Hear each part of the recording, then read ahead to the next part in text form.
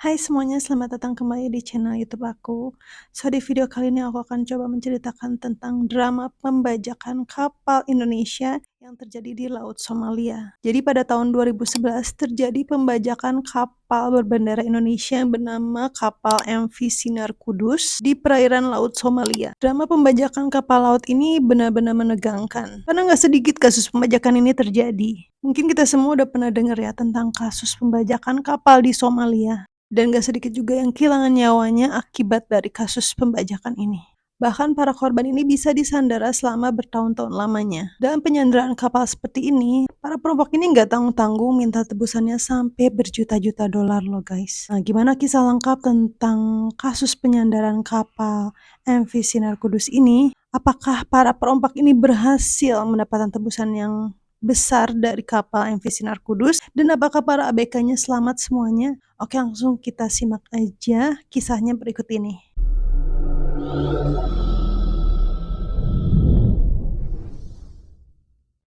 Nah, sebelum kita masuk ke kronologis cerita tentang kasus pembajakan MV Sinar Kudus, aku mau coba ceritain dulu tentang latar belakang negara Somalia ini, kenapa sampai terjadi banyak perompakan di lautan Somalia. Jadi aku flashback sedikit tentang negara Somalia ini.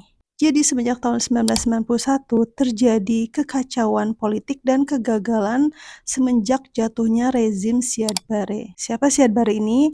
Nah, Siad Barre ini adalah Presiden Somalia yang sudah menjabat dari tahun 1969 sampai tahun 1991. Lama banget kan ya guys ya, itu sekitar 22 tahun. Dan akhirnya singkat cerita dia mengalami kejatuhan pada tahun 1991. Semenjak itu pemerintahan pusatnya nggak stabil dan pemerintahan pusatnya ini nggak bisa mengendalikan negaranya sendiri. Nah, Somalia ini termasuk negara miskin ya guys, dan dia tidak memiliki banyak sumber daya alam yang bisa dikelola. Nah, salah satu sumber dari penghasilan negaranya ini adalah hasil laut. Karena itu banyak warganya ini yang menjadi nelayan. Tapi karena pemerintahannya yang lemah dan ekonominya yang kurang bagus, mengakibatkan negara ini kurang modal untuk bisa mempertahankan keamanan lautnya. Akibatnya tidak ada penjaga pantai resmi atau kekuatan hukum di lautan Somalia. Laut Somalia yang terletak di jalur perdagangan sibuk, yaitu di Samudra Hindia dan Teluk Aden, jadi terbuka tanpa pengawasan. Kondisi ini mengakibatkan siapapun bisa menguasai lautan tersebut. Terutama saat pemerintahan Somalia ini runtuh, jadi seolah-olah negara ini menjadi negara yang sangat lemah. Sehingga banyak kapal-kapal asing yang menangkap ikan masuk ke perairan wilayah Somalia dengan bebasnya menangkap dan menjaring ikan-ikan di lautan tersebut. Dan kapal-kapal asing yang masuk ke perairan Somalia ini pastinya kapal-kapal yang lebih canggih dari kapal-kapal nelayan tradisional di Somalia. Otomatis ikan-ikan di perairan tersebut ini dikeruk dengan sebanyak-banyaknya oleh kapal-kapal asing tersebut. Saking bebasnya kapal dari negara lain masuk ke perairan Somalia. Miris banget ya guys ya. Ini membuktikan bahwa Somalia ini negara yang sangat lemah. Saking bebasnya kapal asing masuk ke perairan Somalia, bahkan diinfokan bahwa ada kapal-kapal asing yang membuang limbah beracun dan radioaktifnya di perairan laut tersebut. Hal ini membuktikan bahwa negara Somalia ini tidak bisa melindungi wilayahnya sendiri, guys. Karena hal inilah akhirnya membuat nelayan Somalia kehilangan mata pencahariannya. Hasil ikan berkurang, yang otomatis penghasilan mereka juga jadi berkurang. Karena itulah pada akhirnya mereka ini mempersenjatai diri dengan tujuan untuk melindungi laut mereka dari kapal-kapal asing yang akan masuk ke wilayah mereka. Jadi tujuannya untuk mengusir kapal asing mengambil sumber penghasilan mereka. Dari sinilah muncul istilah nelayan bersenjata yang akhirnya nanti berubah menjadi perompak lautan.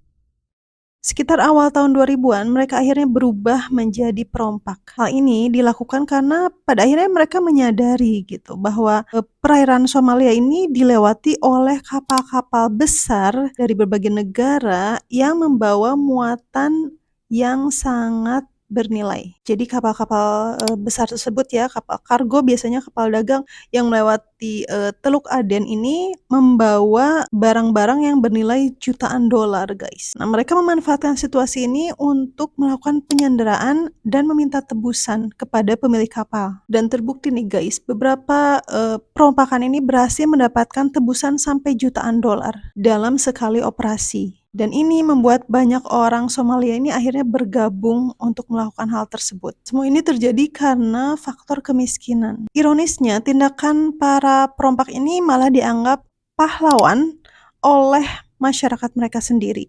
Kenapa? Karena para perompak ini dianggap sudah membalas kelakuan kapal asing yang dulu mengambil ikan mereka, atau tepatnya mencuri ikan mereka ya. Uang tebusannya pun dibagikan kepada keluarga mereka gitu. Jadi hasil dari tebusan ini bisa menghidupi beberapa keluarga. Makanya mereka ini dianggap sebagai pahlawan.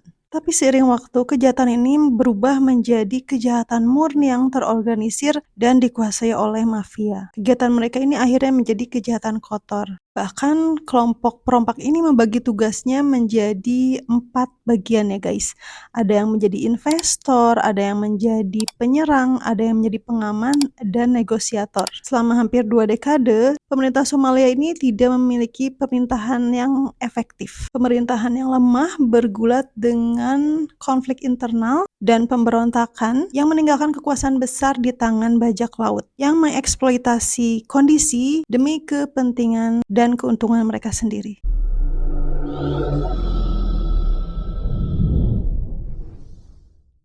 Nah, setelah tadi aku jelaskan tentang latar belakang alasan kenapa di Somalia ini terjadi perompakan, kita jadi paham ya pada akhirnya kenapa mereka ini menjadi perompak. Nah, sekarang aku akan jelaskan tentang kronologi pembajakan kapal MV Sinar Kudus. Jadi kapal MV Sinar Kudus ini adalah kapal kargo milik Indonesia, tepatnya milik perusahaan PT Samudra Indonesia. Nah, pada tahun 2011, kapal ini melakukan perjalanan membawa biji nikel atau ferronikel dari Sulawesi ke Rotterdam, Belanda. Dan muatan ini bernilai 1,5 triliun. Di dalam kapal ada 20 awak kapal. Pada tanggal 16 Maret 2011, kapal mereka ini melewati perairan laut Somalia.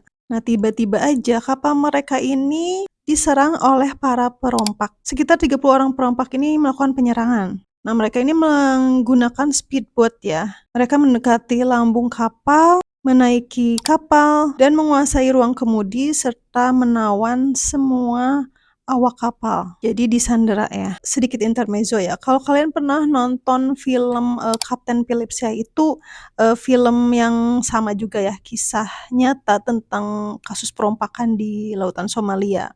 Di situ aku jadi punya gambaran gitu ya. Kalau kapal-kapal kargo ini kecepatannya tuh nggak begitu tinggi gitu ya. Maksudnya karena beban mereka berat gitu ya. Kecepatannya itu sekitar 17 sampai 24 knot. Kalau yang aku browsing dari internet, kecepatan maksimal aja 24 knot itu sama dengan sekitar 45 kilometer per jam.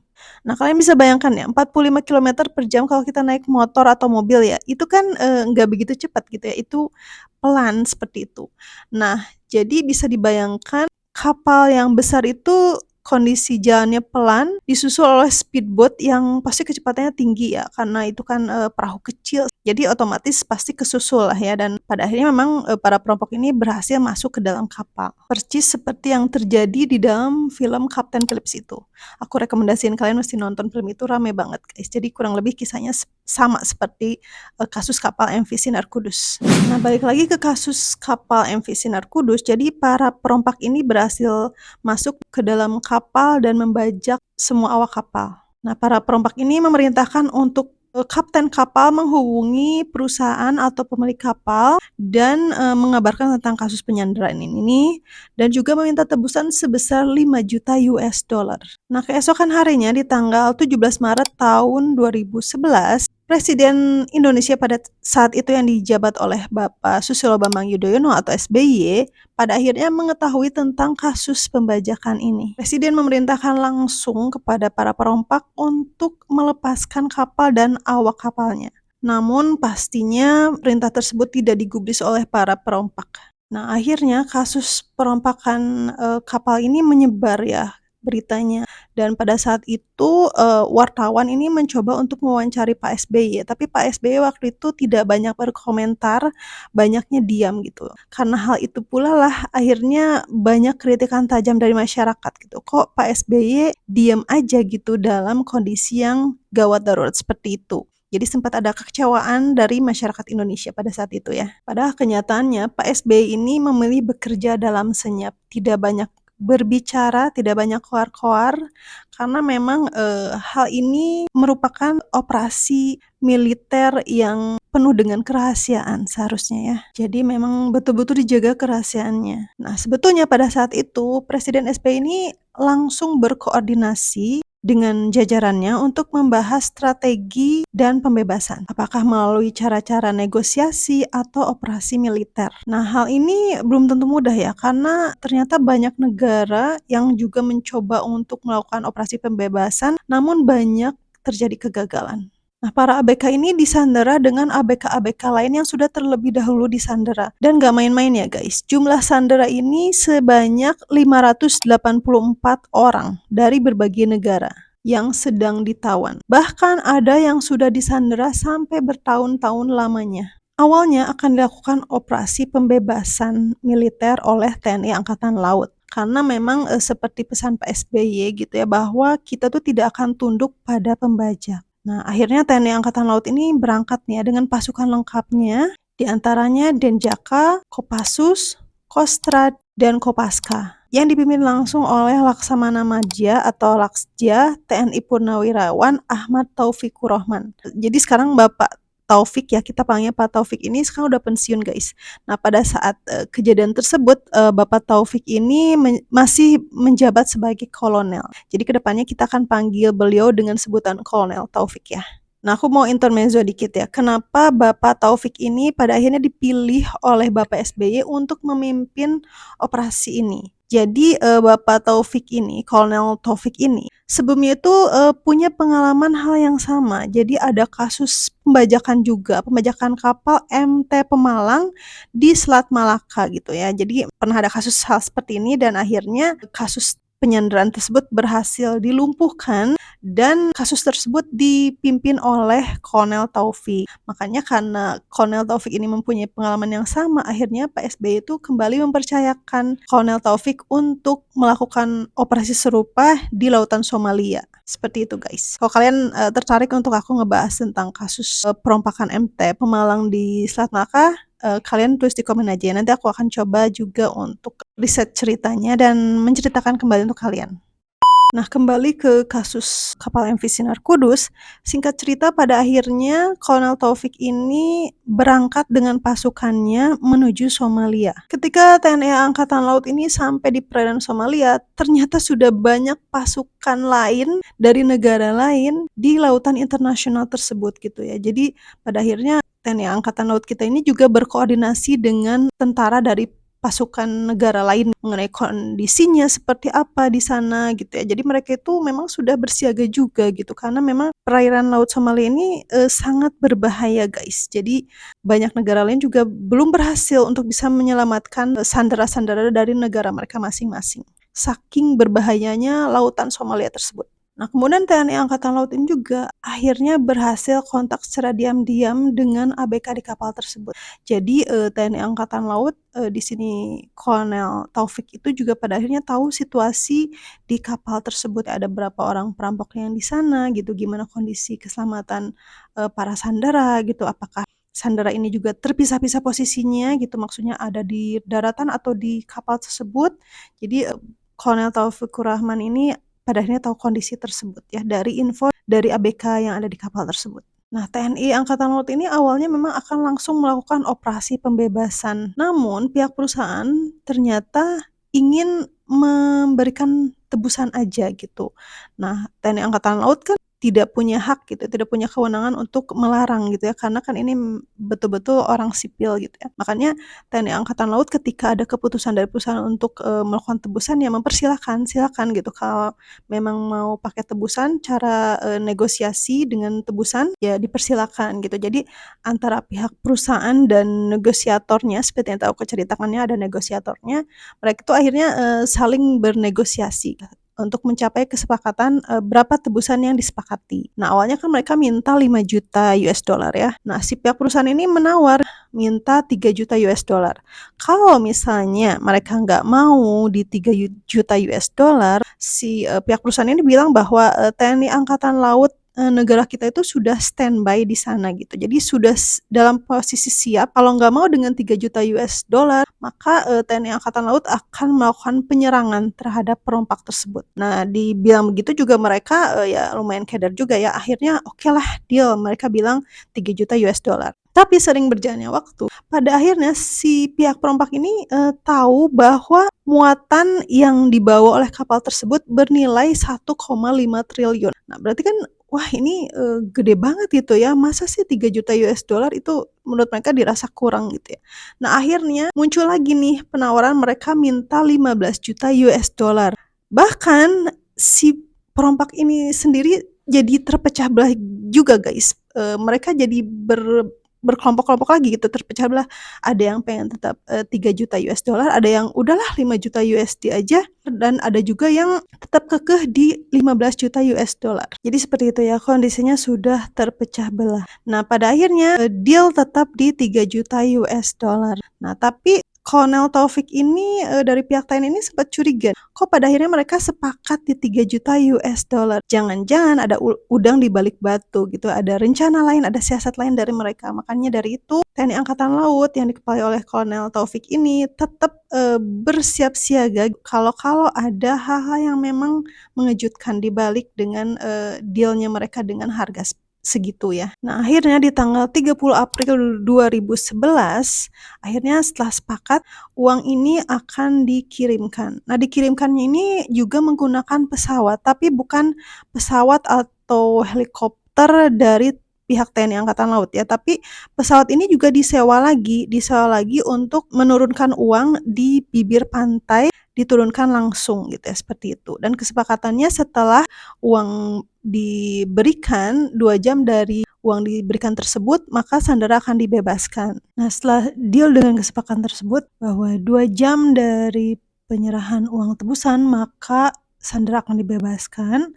Dan waktu itu, penyerahan uang yang diturunkan dari pesawat itu adalah di jam 2 siang. Jadi kalau 2 jam dari jam 2 itu kan berarti jam 4 sore. Nah, TNI Angkatan Laut ini menunggu nih jam 4 sore dibebaskan nggak sanderanya. Ternyata sampai jam 4 sore belum dilepaskan sanderanya. Kemudian mereka nunggu nih, okelah kita tunggu sampai jam 5 sore. Jam 5 sore juga tetap belum dibebaskan sanderanya. TNI Angkatan Laut ini, nggak tahu gitu apa yang terjadi sampai belum dibebaskan para sandera ini. Tapi untungnya para sandera ini memang semuanya sudah terkumpul di dalam kapal ya, tidak terpecah-pecah. Kemudian karena TNI Angkatan Laut ini penasaran, kenapa sih kok belum dibebaskan? Nah, akhirnya Kolonel Taufik ini memutuskan untuk mengirimkan helikopter untuk melihat apa yang terjadi di bibir pantai, tempat tadi uang itu diserahkan ya. Nah, ketika helikopter ini melihat di pantai, ternyata tempat di mana uang sebesar $3 juta itu dijatuhkan, itu banyak sekali orang bergerombol di pantai tersebut dan, terlihat seperti orang-orang tersebut tuh seperti sedang merebutkan sesuatu gitu. Jadi seperti ada keributan seperti itu gitu, tapi nggak tahu apa yang terjadi, tapi seperti itu situasinya. Nah, TNI Angkatan Laut ini masih bersabar ya gitu, masih menunggu sampai jam 10 malam, kemudian sampai jam 12 malam masih belum ada pembebasan sandera. Nah, akhirnya ketika jam 1 malam diputuskan untuk kalau misalnya belum dibebaskan aja, kita akan melakukan operasi penyerangan. Tidak lama setelah itu, ternyata salah satu ABK-nya ini menghubungi lagi TNI Angkatan Laut dan mereka bilang bahwa, iya mereka akan dibebaskan segera gitu ya, tapi, kapalnya itu akan dibawa ke 3 mil mendekati bibir pantai untuk pembebasan. Nah, akhirnya betul, kapal ini akhirnya bergerak menuju pantai ya, sekitar, 3 mil dari bibir pantai. Tapi, perompak ini, menyampaikan pesan ke ABK-nya itu untuk disampaikan lagi ke TNI Angkatan Laut bahwa, kapal TNI Angkatan Laut tidak boleh mendekati kapal MV Sinar Kudus paling minimal sejauh 15 mil. Nah, dan ternyata alasan kenapa pembebasan ini sampai memakan waktu yang lama ya, yang janjinya adalah 2 jam dari semenjak uang diserahkan gitu ya, tapi jadi molor sampai, berjam-jam kemudian, karena ternyata mereka itu sedang menghitung uang tersebut. Bisa dibayangkan uang 3 juta US dollar dengan kurs rupiah pada tahun 2011 itu sekitar sudah di atas 10.000 ya, setahu aku gitu. Nah itu kan kita anggap aja sekitar 40 miliar. Nah 40 miliar ini kan berarti harus dihitung dulu gitu ya. Nah itu yang bikin waktu itu jadi sangat lama gitu, karena mereka menghitung uang dulu, katanya seperti itu. 3 juta US dollar aja udah butuh waktu lama untuk menghitung gitu ya. Gak kebayang kalau tebusannya itu sebesar 15 juta US dollar gitu ya. Nggak kebayang sebanyak apa dan harus dihitung selama apa gitu ya untuk mereka kemudian dibebaskan. Nah, gak lama setelah itu, akhirnya betul tuh ya dari kejauhan TNI Angkatan Laut memantau bahwa satu persatu ABK kapal ini mulai diturunkan gitu.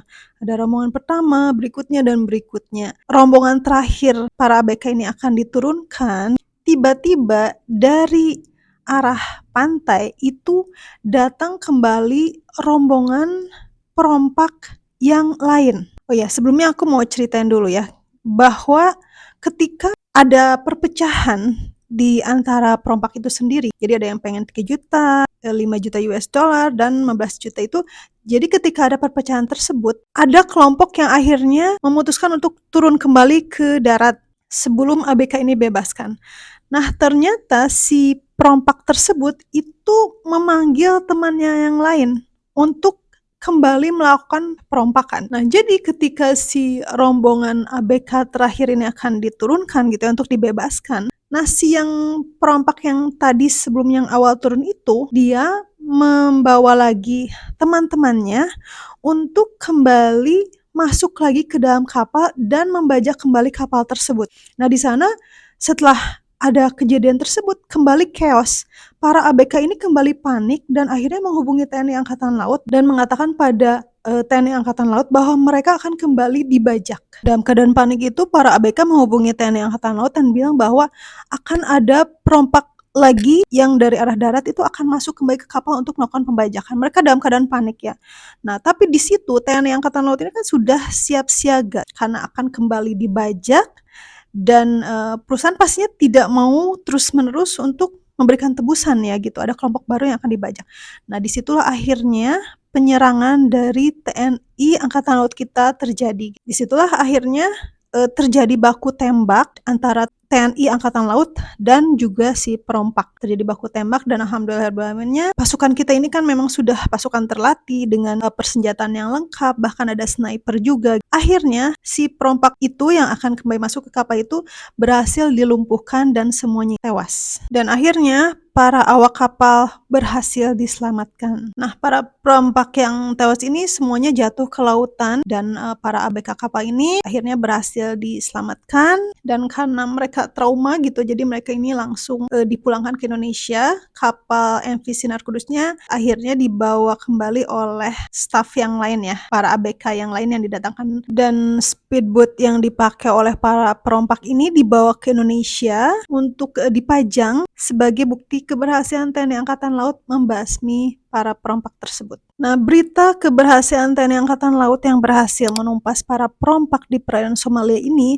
tentu menjadi berita yang sangat membahagiakan bagi masyarakat Indonesia. Dan masyarakat Indonesia tuh nggak nyangka ternyata Pak SBY ini sudah bergerak gitu, tidak banyak berbicara, tapi bertindak, sudah beraksi, karena memang operasi ini sangat rahasia. Dan yang pasti Pak SBY dan jajaran ini benar-benar profesional. Dan saking hebohnya berita ini, kepulangan pasukan TNI yang berhasil menumpas para perompak ini disambut langsung oleh Bapak SBY di Istana Negara. Hal ini tentunya menjadi kebanggaan tersendiri bagi masyarakat kita ya, karena ternyata TNI Angkatan Laut ini adalah angkatan bersenjata pertama di dunia yang berhasil menumpas langsung para perompak dan membebaskan sanderanya. Bahkan TNI Angkatan Laut ini dipuji oleh negara lain dan banyak yang belajar juga dari negara kita. Dan ini ini juga merupakan, operasi pembebasan pertama bagi TNI Angkatan Laut, yang berhasil menumpas perompak di luar Indonesia ya, karena sebelumnya terjadi ya di Selat Malaka itu ya yang tadi aku ceritakan. Karena negara-negara lain ini belum ada yang berhasil, bahkan negara Amerika sekalipun. Makanya banyak tawanannya yang sampai disandera selama bertahun-tahun lamanya, ada yang 2 sampai 3 tahun. Karena sudah ada yang dibawa ke daratan Somalia itu ya, jadi susah juga nyarinya di mana. Nah itu dia untungnya ABK kita ini masih disandaranya itu di dalam kapal gitu. Jadi dipastikan posisinya semuanya ada bersamaan di situ. Jadi ini juga memudahkan TNI Angkatan Laut untuk bisa melakukan misi penyelamatan. Kondisinya emang sangat berbahaya dan susah, maka dari itu adalah sebuah kebanggaan ya, karena TNI Angkatan Laut kita berhasil menyelamatkan para sandera seluruhnya, dan seluruh anggota pasukan TNI Angkatan Laut juga alhamdulillah selamat semuanya. Kemudian para ABK ini berhasil selamat dan kembali pulang ke Indonesia dan berkumpul kembali dengan keluarganya. Dan total lamanya TNI Angkatan Laut ini melakukan operasi tersebut adalah selama 60 hari. Nah, ini juga suatu kebanggaan ya, karena biasanya ada suatu misi apa gitu ya, itu bisa sampai berbulan-bulan lamanya. Ada yang sampai 6 sampai 7 bulan kata Kolonel Taufik, dan untuk operasi ini hanya 60 hari atau 2 bulan lamanya gitu ya. Jadi ini benar-benar suatu prestasi yang membanggakan.